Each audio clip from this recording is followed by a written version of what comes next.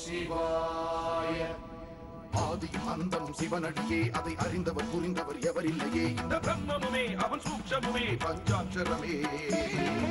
விதியது கொடியது உனக்கில்லையே, நீ விளைத்திடு விளைந்திடு உனக்குள்ளையே. உயிர் மூச்சினிலே ஓங்காரமெனும் சிவமந்திரமே. சிவரகசியமே சிவரகசியம் சிவரகசியமே சிவரகசியமே. ஆதியும் அந்தமும் சிவனடியே, அதை அறிந்தவர் புரிந்தவர் எவரில்லையே. இந்த பிரம்மமுமே அவன் சூக்ஷமுமே பஞ்சாட்சரமே. விதியது கொடியது உனக்கில்லையே, நீ விளைத்திடு விளைந்திடு உனக்குள்ளையே. உயிர் மூச்சினிலே ஓங்காரமெனும் சிவமந்திரமே. சிவரகசியமே சிவரகசியம் சிவரகசியமே சிவரகசியமே.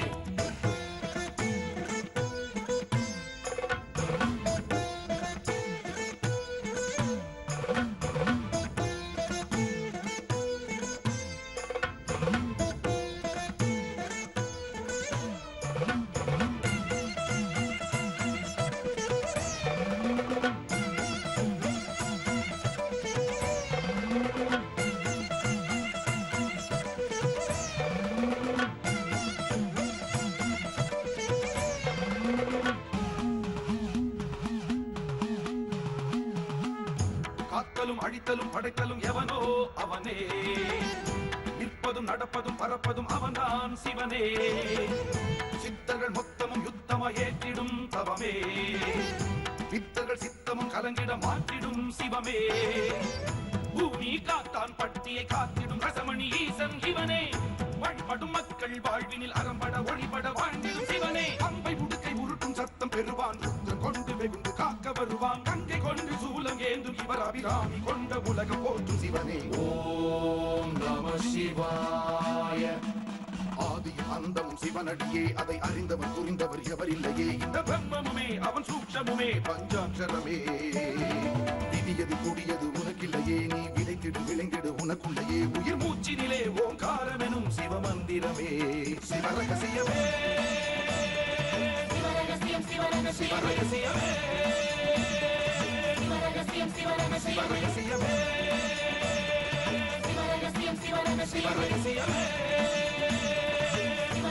சிவரகசியமே.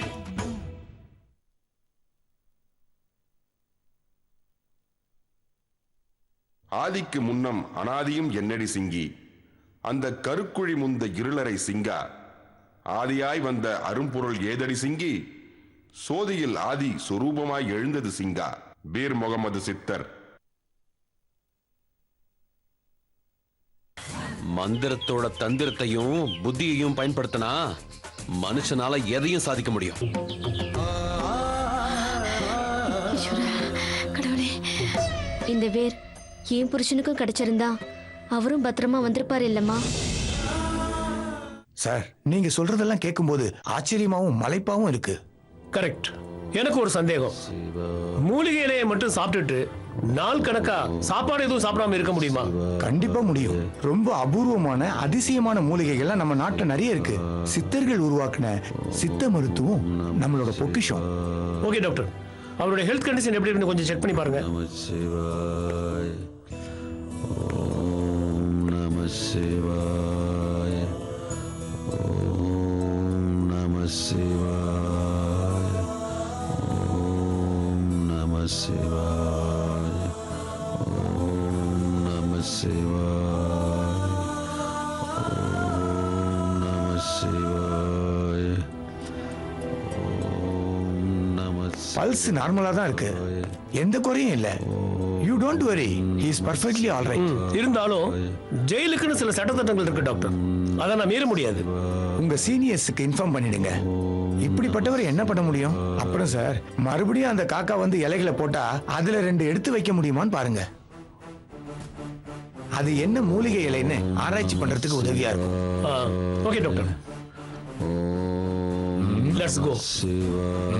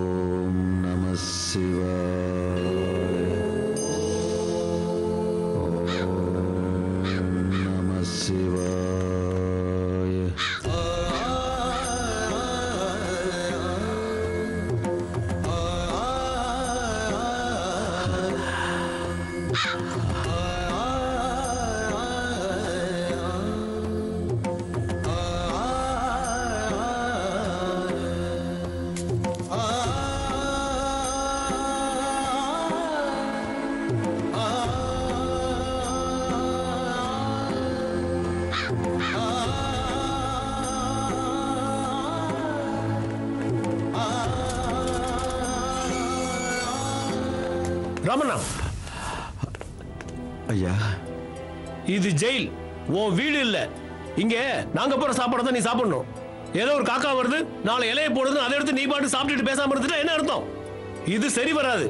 இங்க ஒன்ன மாதிரி எல்லாரும் பண்ண ஆரம்பிச்சிட்டாங்கன்னா ஜெயில் ஜெயிலா இருக்காது. எல்லாருக்கும் சட்டம் ஒண்ணுதான். ஐயா, நானும் சட்டத்தை மதிக்கிறவன் தான் ஐயா. ஆனா இங்க தர சாப்பாட்டை வேண்டான்னு சொல்றதுக்கு எனக்கு உரிமை இருக்குதானுங்களே. ஒன்ன மாதிரி இங்க இருக்க ஒவ்வொரு கைதுக்கும் காக்காயோ பருந்தோ கிளியோ சாப்பாடு போட்டுட்டு இருந்தா அப்புறம் நாங்க எதுக்கு இங்க இருக்கோம்? நான் தியானத்துல இருக்கணுங்கிறது என் குருநாதரோட கட்டளை. அந்த தியானத்துக்கான உணவை அவரே எனக்கு கொடுக்கறாரு. அது சட்டப்படி குற்றம்னா நீங்க சொல்றத கேட்க நான் தயாரா இருக்கேன்.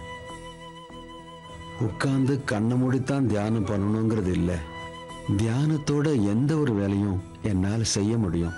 ஓம் நம சிவாயாங்கிற நாமத்தை எப்பவும் உச்சரிச்சுக்கிட்டே இருக்கவும் என்னால் முடியும். அந்த இடத்த வேணும்னா உங்களால் அடைச்சிட முடியும் ஐயா. ஆனா எனக்கான உணவை என் குருநாதர் எப்படி என்கிட்ட கொண்டு வந்து சேர்த்துருவார். மண்ணுக்கு தான் வேலி போட முடியும், ஆனா காத்துக்கும் ஆகாயத்துக்கும் போட முடியுமா ஐயா? எனக்கு எதுவும் ஆயிடும்னோ, என்னால உங்க வேலைக்கு எதுவும் பங்கம் வந்துடும்னோ நீங்க பயப்பட வேண்டாம். டாக்டர் தான் என்னை பரிசோதிச்சு பார்த்தாங்களே, என் உடம்புல ஏதாவது குறை இருக்கா? நீங்க சாப்பிட்டீங்களே, அது என்ன மூலிகை இலைன்னு தெரிஞ்சுக்கலாமா? தயாவருணி.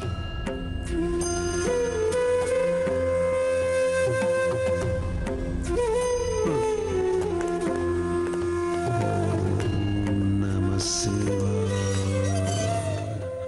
ஓம் நம.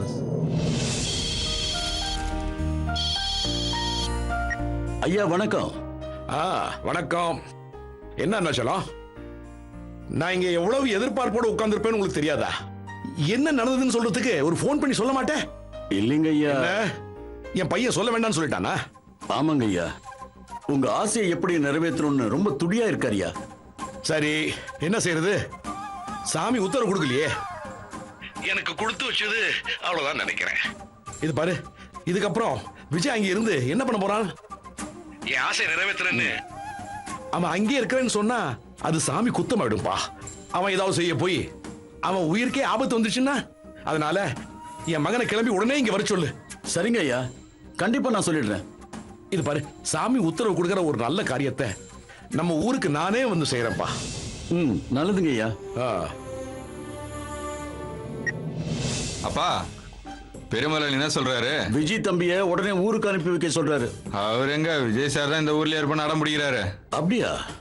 ஆமாம்பா, எப்படியாவது நம்ம ஊர்ல ஒரு பெரிய சுகர் ஃபேக்டரி கட்டியே ஆகணும்னு அவர் வெறியோட இருக்காரு. சாமி உத்தரவு கிடைக்க எப்படியும் அவர் தன்னை மாத்திக்கிறதுக்கு தயாரா இருக்காரு. தேவைப்பட்டா இந்த ஊரோட மாப்பிள்ளை ஆகிறதுக்கு அவர் ரெடியா இருக்காரு. ஓஹோ. அதனால அவங்க அப்பா சொன்னதை நீங்க போய் சொன்னாலும் விஜய் சார் கேட்பாரான்னு தெரியல. அவரு கேட்கிறாரோ இல்லையோ, பெரிய ஐயா சொன்னதை விஜய் சார் கிட்ட சொல்ல வேண்டியது நம்ம கடமை. நான் சொல்லிதான் ஆகணும். அதெல்லாம் போக மாட்டாருப்பா, அவர் இங்க தான் இருப்பாரு. நம்ம ஊருக்கு சுகர் ஃபேக்டரி வர்றதான் போகுது. இது பாருமா, நான் பல விதத்துல யோசிச்சிட்டேன். இதுக்கு அப்புறமும் விஜய் அங்க இருக்கிறது நல்ல இல்ல. அருணாச்சலத்துக்கிட்ட சொல்லிட்டேன். அத அவர் போய் சொல்றதால மட்டும் விஜய் கேட்டுருவான்னா என்ன? இது பாருமா, நான் படுத்துக்கிட்டே வர்ற மாதிரி டிராவல்ஸ்க்கு ஃபோன் பண்ணி ஒரு வேன் அனுப்ப சொல்லு. நம்ம அங்கேயே போய் அவனை கூட்டு வந்துருவோம். ஐயோ மாமா, நீங்க அவ்வளவு தூரம் டிராவல் பண்றது நல்லது இல்ல. நீங்க ஒண்ணு பண்ணுங்க, அப்பா கிட்ட பேசுங்க. ஹலோ அப்பா. சொல்லு கண்மணி. ஒரு நிமிஷம் இருங்க, மாமா உங்ககிட்ட பேசணுமா? இந்தாங்க மாமா. கணேஷ். சொல்லுங்க அத்தா. கணேஷ், சாமி உத்தரவு தான் கிடைக்கல. விஜய் அங்க இருக்கிறது எனக்கு நல்லதா படல. இது பாரு, நான் சொன்னேன்னு சொல்லி 2 பேரும் உடனே இங்க கிளம்பி வாங்க. நான் சொல்லிக்கிட்டே தான் இருக்காதா, பட் நான் சொல்றது உங்க பையன் கேட்கணுமே. நீங்களே சொன்னா கூட மாப்பிள்ளை கேட்பாருன்னு எனக்கு தோணல. இப்போ என்னதான் பண்றது? இது பாரு, நீ என்ன செய்வியோ ஏது செய்வியோ எனக்கு தெரியாது. நீ விஜயோட உடனே இங்க கிளம்பி வந்து ஆகணும். ஓகே, அப்படின்னா நான் சொல்றபடி நீங்க கேட்பீங்களா? என்ன?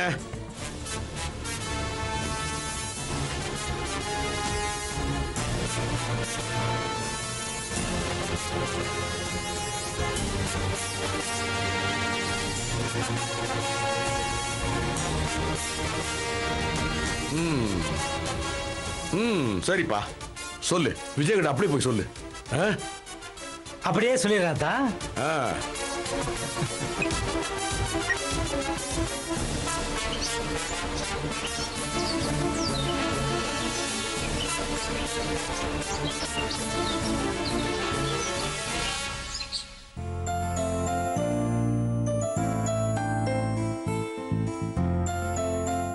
விஜய் தம்பி.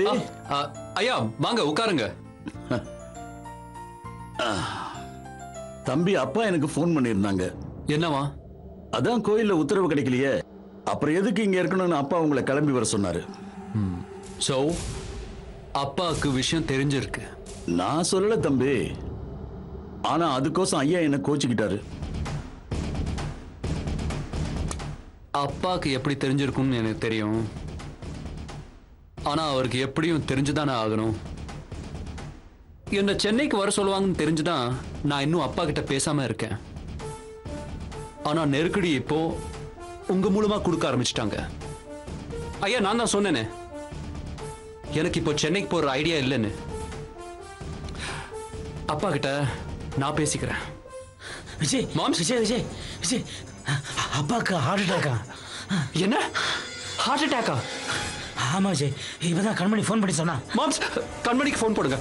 Just dial her number.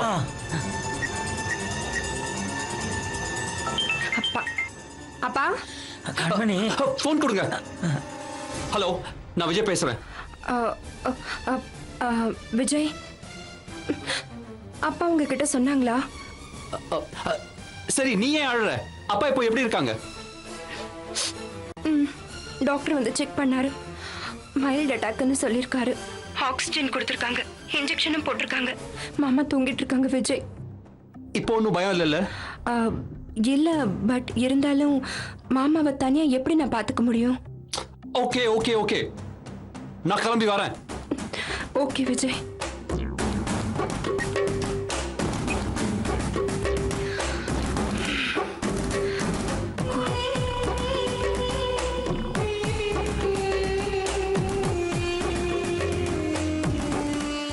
உத்தரவு கிடைக்கலன்னு அப்பா கிட்ட சொன்னீங்களா? அத்தானே ஃபோன் பண்ணி கேட்கும்போது நான் எப்படி சொல்லாம இருக்க முடியும் விஜய்? அதனால அப்பாக்கு என்னாச்சு பாத்தீங்களா? எப்படியோ நீங்க நினைச்சது நடந்து போச்சு. ஐயோ, அப்படிலாம் ஒண்ணும் இல்லை விஜய், உங்களுக்கு எதுவும் ஆயிடக்கூடாதுன்னு தான் நான் ஏதாவது சொல்லி. சரி போங்க, எல்லாத்தையும் பேக் பண்ணுங்க, ஊர் கிளம்பலாம்.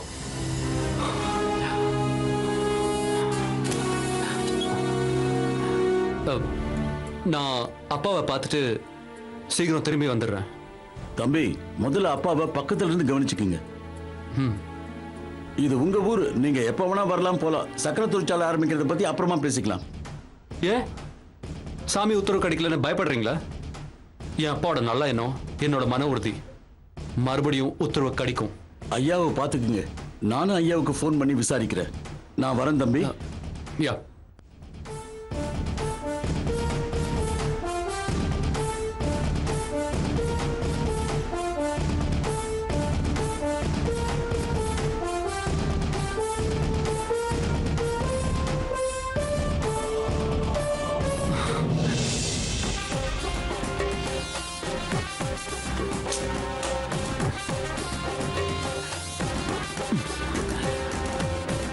என்ன விஜய், என் மேல ஏதாவது கோவமா? நினைக்கலாம், நீங்க நினைக்கலாம். நீங்க நினைச்சத சாதிச்சுட்டு தான். ஆனா சாதிக்க போறது நான் தான். இந்த தடைகள் எல்லாம் ஸ்டெப்பிங் ஸ்டோன்ஸை மாத்த திறமை என்கிட்ட நிறைய இருக்கு, நிறையவே இருக்கு. ஓகே விஜய், நான் எதுக்காக சொல்றேன்னா, இனஃப்.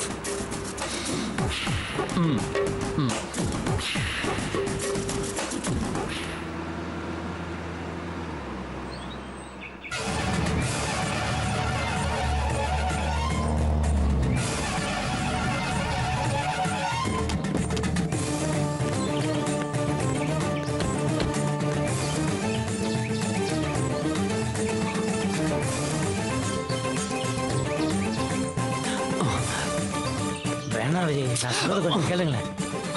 விஜய் விஜய்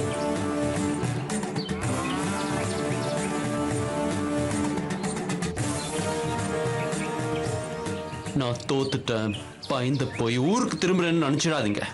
நான் அடிப்பட்ட புலி, திரும்பவும் வருவேன். இதே ஊர்ல சுகர் ஃபேக்டரி கட்டியே தீர்வேன். It's a challenge. வாங்க மாம்ஸ். என்னங்க நீங்க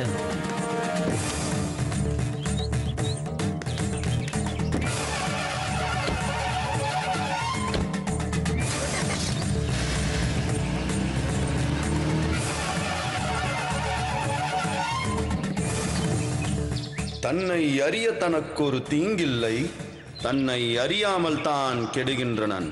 தன்னை அறியும் அறிவை அறிந்த பின் தன்னை அரிச்சிக்கதான் இருந்தானே. விடமாட்டேன். நீங்க இல்ல, யார் சொன்னாலும் சரி, நான் ஒரு செயல்ல இறங்குனா சக்சஸ் பண்ணாம அதுல இருந்து பின் வாங்குற பழக்கம் இந்த விஜய் கிடையாது. நான் திரும்ப இந்த ஊருக்கு வரதான் போறேன்.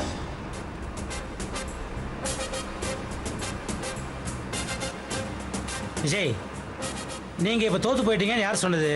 பாருங்க, நாம சில விஷயங்களை செய்யணும்னு நினைப்போம், அதை நம்மளால செய்ய முடியாது, நம்மள ஏதோ தடுக்கும். அது மாதிரி செய்ய முடியாத விஷயத்த நம்மளால செய்ய முடியாதுன்னு ஒத்துக்கிறது தான் புத்திசாலித்தனம்.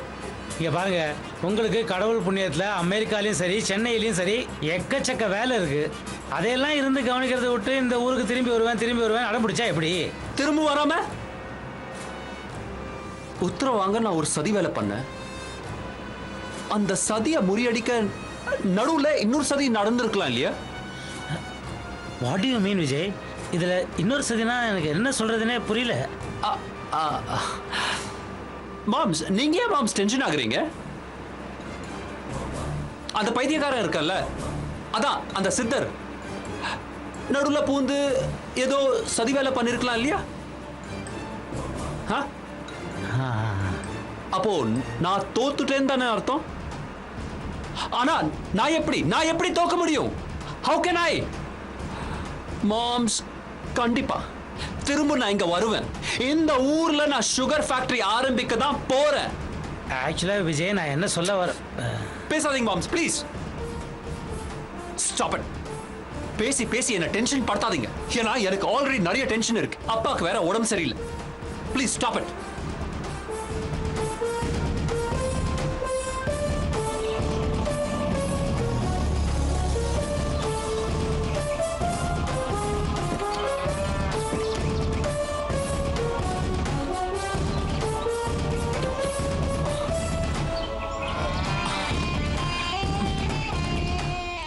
என்ன சிகரெட் பிடிக்காம ரொம்ப டென்ஷனா இருக்கா? அதான் ஊர் இல்லையே தாண்டி வந்துட்டல, அப்புறம் என்ன பிரச்சனை? சிகரெட் இல்லையே. ஓகே, நான் போய் வாங்கிட்டு வரேன், அவ்வளவுதானே? ப்ளீஸ்.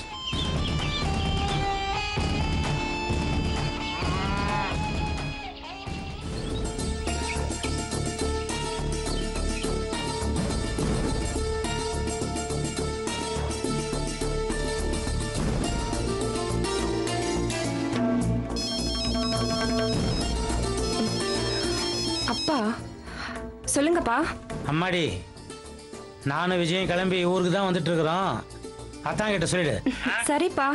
அப்புறம் முக்கியமான விஷயம், அவன் ஊருக்கு கிளம்பின பிறகு கூட மறுபடியும் இந்த ஊருக்கு திரும்பி வருவேன்னு புலம்பிக்கிட்டே இருக்கிறான். அதனால அவன் ஊருக்கு வந்த பிறகு இங்க திரும்பி வராம பாத்துக்க வேண்டியது உன் பொறுப்பு, சொல்லிட்டேன். ஓகேப்பா. சரி, மற்ற விஷயம்லாம் நான் அப்புறமா வந்து பேசிக்கிறேன். ஓகேயா? சரிப்பா.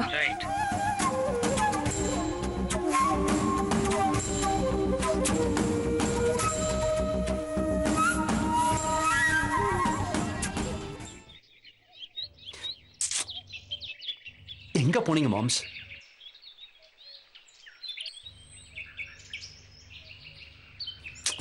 சிகரெட் வாங்குறதுக்கு இவ்வளவு நேரமா மாம்ஸ்? இது என்ன சென்னை சிட்டியா நீங்க பிடிக்கிற பிராண்ட் கிடைக்கிறதுக்கு? சரி, பிராண்ட் எல்லாம் இங்க இல்ல. அவங்ககிட்ட ஏதோ ஒரு பிராண்ட் இருந்தது, அவ்வளவுதான்.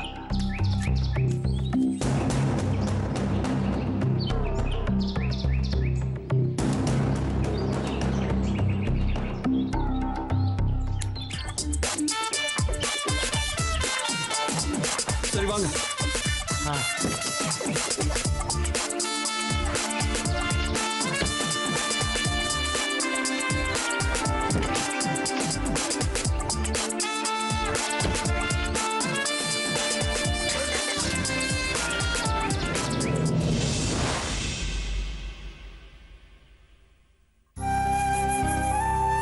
மாமா மாமா